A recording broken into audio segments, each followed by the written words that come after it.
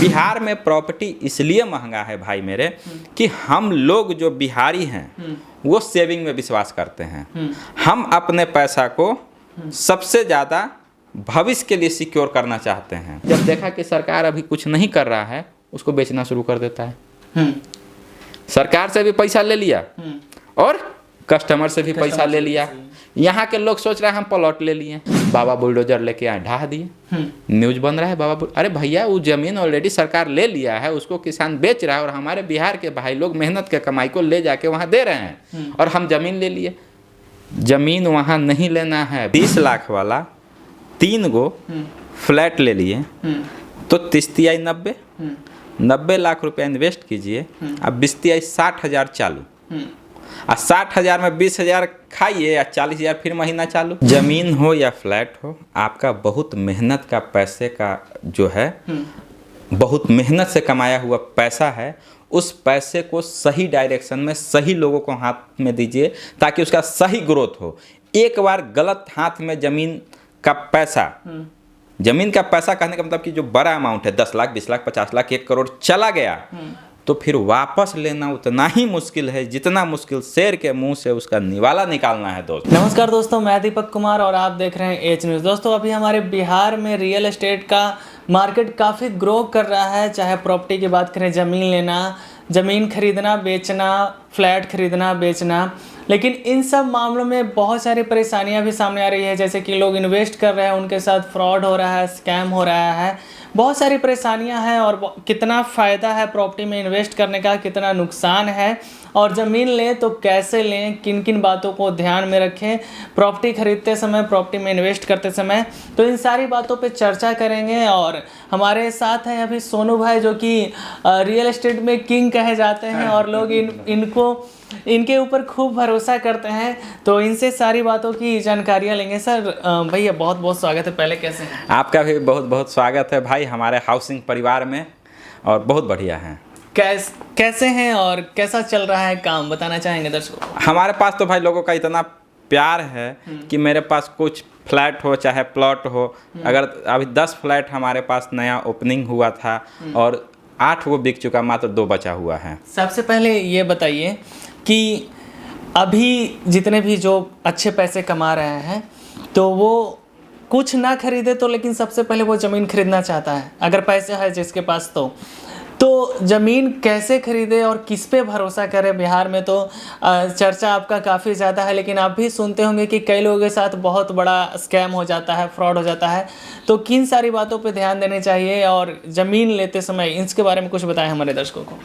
भाई देखिए, जो भी हमारे मिडिल क्लास फैमिली हैं या फिर हाई क्लास फैमिली हैं, या फिर हम इस तरीके से तुलना कर सकते हैं कि जो बेसिक नीड से ऊपर उठ चुका है, जो अभी सरवाइव कर रहा है कि रोटी कपड़ा, तो ये दोनों पूरा होने के बाद उसमें एजुकेशन जोड़ देंगे बच्चों को, तो रोटी कपड़ा और एजुकेशन पूरा करने के बाद नंबर आता है मकान का।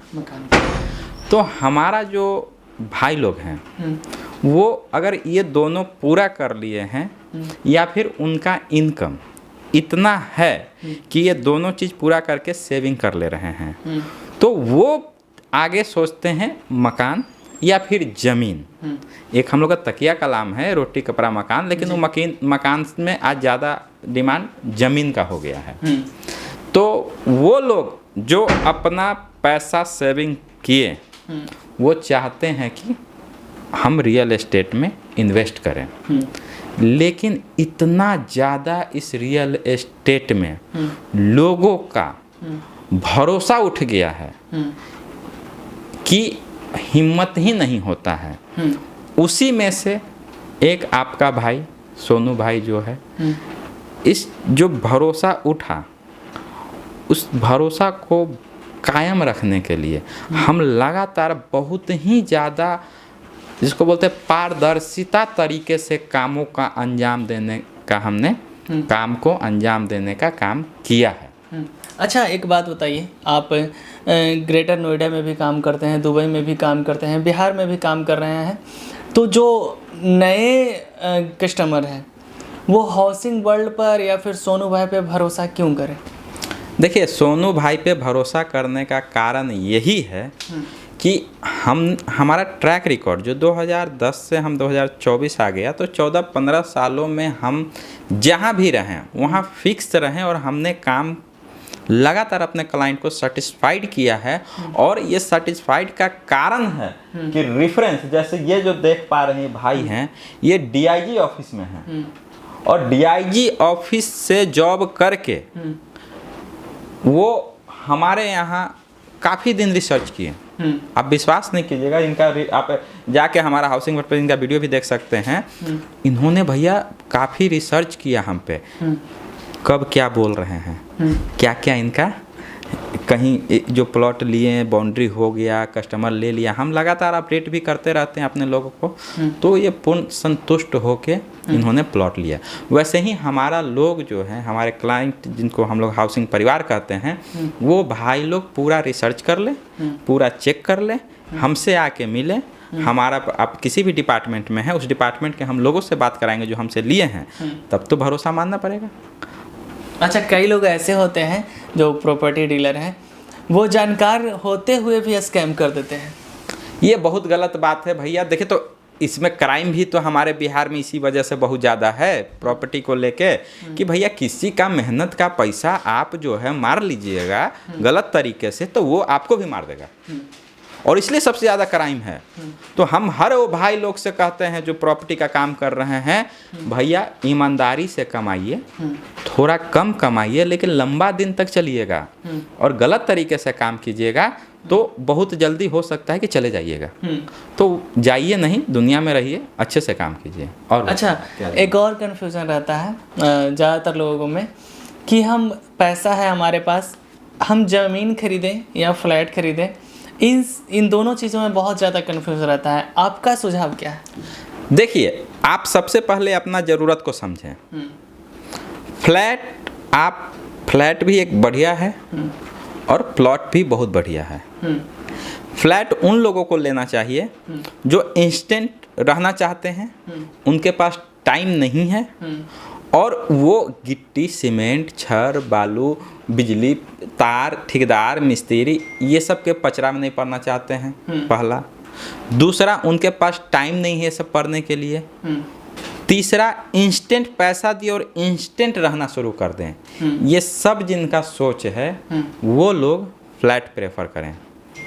जो चाहते हैं कि अभी अपना नहीं, हम अपना ही घर पे रहेंगे, हम रिटायर हो गए हैं, हमारे पास अब काम क्या है, 2-4 साल हमारा टाइम बीतेगा बढ़िया से घर बनाने में, ऊपर वाला फ्लोर भी मेरा होगा, नीचे वाला ज़मीन भी मेरा होगा।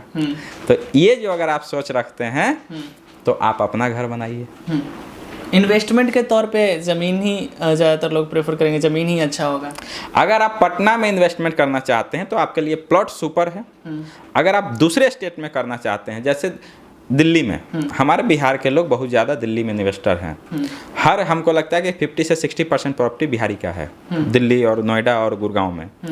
तो अगर वो बाहर करना चाहते हैं तो वहाँ प्लॉट का डिटेल निकालना बहुत मुश्किल हो जाता है, और वहाँ ज़मीन पे प्रेजेंट रहना मुश्किल हो जाता है, क्योंकि अब आप बिजनेस कर रहे हैं, जॉब कर रहे हैं, आप कुछ काम कर रहे हैं, और उसी में क्या हुआ कि फिर आप नहीं देख पाए तो दूसरा लोग कब्जा कर लिया, पेपर, ये सब पेपर चेक करना मुश्किल है, वेरीफाई करना मुश्किल हो जाता है। तो इसलिए अगर बाहर स्टेट में आप चाहते हैं तो आप फ्लैट लें और पटना में प्लॉट लें, क्योंकि यहाँ सब प्लॉट ज़्यादा सेल भी है, रिटर्न भी बहुत बढ़िया है। यहाँ पर रिटर्न बहुत बढ़िया है प्लॉट में। आप 3 से 4 साल में प्लॉट को 200 से 300% पे, कम से कम 100 से 200% ग्रोथ आपको मिल जाता है। लेकिन यहाँ रेंट कम है।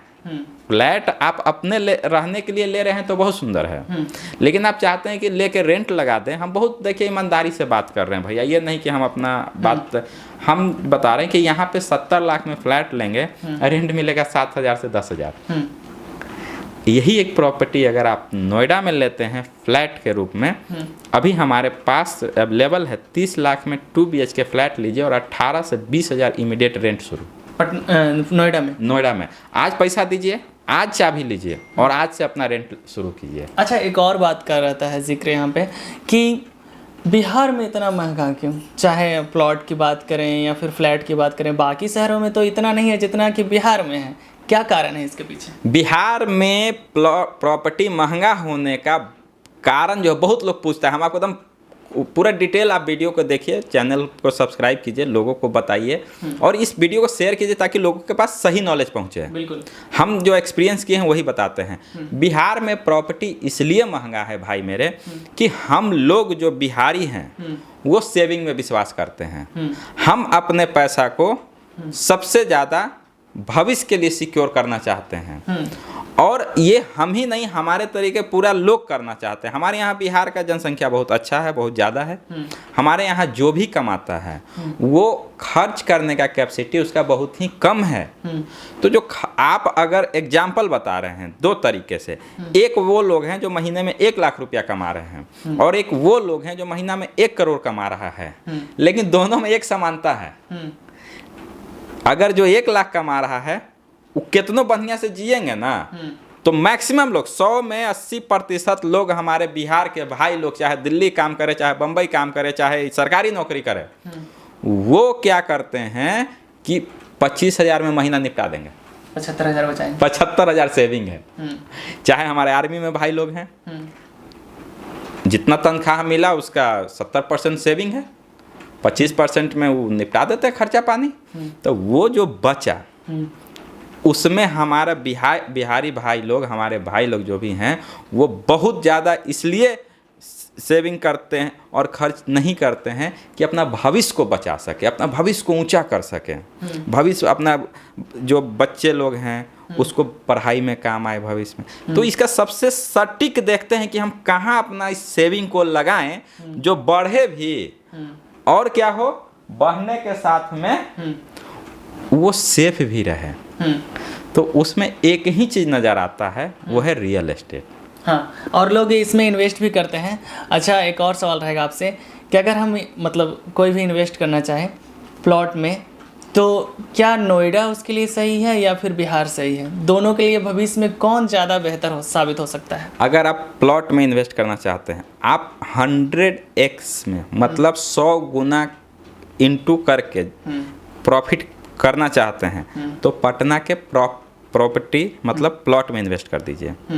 अगर आप इमीडिएट रेंट लेना चाहते हैं, जैसे कि 30 लाख वाला 3 गो फ्लैट आप ले, 30 लाख वाला 3 गो फ्लैट ले लिए तो 30 90 लाख रुपया इन्वेस्ट कीजिए, अब 20 60,000 चालू, और 60,000 में 20,000 खाइए या 40,000 फिर महीना चालू। बोलिए। हाँ। तो ये सारा चीज़ जो है अगर आपको करना है कि आप अर्निंग आ जाए, रिटर्निंग आ जाए और फ्लैट का भी दाम बढ़ रहा है, तो नोएडा बेस्ट है, आप फ्लैट बेस्ट है, ये सोच रख रहे हैं तो हमारा ये विचार अच्छा लगा तो। अच्छा सर, ये तो आप बताएं कि फ्लैट के बारे में, प्लॉट की बात बताएं और फ्लैट में क्यों ना इन्वेस्ट करें ये भी बताएं। फ्लैट में हम इन्वेस्ट का फ़ायदा बताएं, दिल्ली नोएडा में जो हमारे पास जो हम कर रहे हैं उसका एग्जैक्ट हम कैलकुलेशन बता दिए। अब प्लॉट में नोएडा जैसे शहर में इसलिए नहीं इन्वेस्ट करें कि वहाँ पे ये बिहार में अभी तक नहीं है, बहुत डीप नॉलेज है, इसको आप सुनिए और भैया लोगों को शेयर कीजिए बिल्कुल डिटेल में, और इसका शॉर्ट वीडियो भी बना दीजिएगा 1-2-4 ताकि लोग को हमारा छोटा छोटा बात जो सही बात है पहुंच पाए। तो नोएडा में प्लॉट इसलिए नहीं लें कि वहाँ मैक्सिमम ज़मीन सरकार के द्वारा अधिग्रहण किया हुआ है, वहाँ पे अथॉरिटी काम करता है प्रॉपर्टी के लिए, और वहाँ पे जो अथॉरिटी से प्रॉपर्टी लेते हैं वही जो है जेन्युइन है, और रेस्ट प्रॉपर्टी को वो अनजेन्युइन मानता है, अनऑथराइज मानता है। तो सुने होंगे दिल्ली नोएडा में कि अनऑथराइज कॉलोनी, ये अनऑथराइज कॉलोनी क्या है? जो कॉलोनी का मान्यता या उसका रूट यानी प्लॉट उस अथॉरिटी का नहीं है, वो अनऑथराइज हो गया कॉलोनी। कितना भी बड़ा हो, कितना भी पुराना हो, पूरा तोड़ देता है, बुलडोजर चल जाता है, बुलडोजर बाबा बुलडोजर चला देते हैं।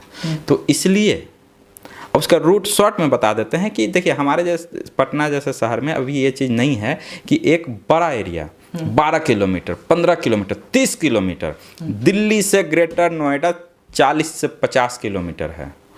जैसे हमारा पटना से जहानाबाद एरिया, गवर्नमेंट क्या करती है वहाँ कि 30 किलोमीटर एरिया को पटना से लेके आपका 30 किलोमीटर आपके रूट में कहाँ तक है? मसौढ़ी, तरेगना मसौढ़ी। गवर्नमेंट बोली कि पटना से लेके मसौढ़ी तक का 30 किलोमीटर लंबा, अब 15 किलोमीटर चौड़ा, दनियामा से लेके नवतपुर तक पूरा एक्वायर होगा। गांव छोड़ के सारा जमीन सरकार एक्वायर कर लेगी। उसमें 5% लोग किसान के लिए जमीन छोड़ देता है। अब ये पूरा एक्वायर हो गया, उसमें सरकार अपने हिसाब से डिजाइन कर ली कि कहाँ पार्क बनाना है। अब वो पूरा कस्टमाइज है, पूरा शहर कस्टमाइज है, क्योंकि पूरा इस एरिया को कवर कर लेने के बाद सारा पैसा मुआवजा किसान को दे दिया गया। अब वही जमीनवा एक्वायर को किसान लोग वहाँ का क्या करता है, जब देखा कि सरकार अभी कुछ नहीं कर रहा है, उसको बेचना शुरू कर देता है। सरकार से भी पैसा ले लिया और कस्टमर से भी पैसा ले लिया।